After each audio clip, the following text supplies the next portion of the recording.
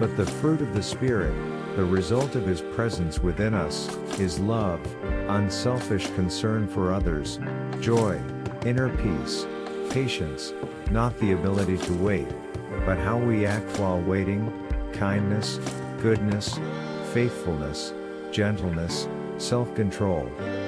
Against such things there is no law. If we claim to live by the Holy Spirit, we must also walk by the Spirit with personal integrity, godly character, and moral courage, our conduct empowered by the Holy Spirit.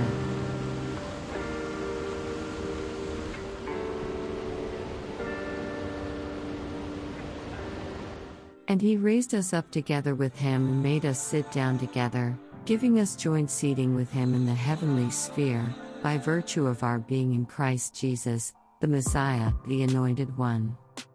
He did this, that He might clearly demonstrate through the ages to come, the immeasurable, limitless, surpassing riches of His free grace, His unmerited favor, in His kindness and goodness of heart toward us, in Christ Jesus.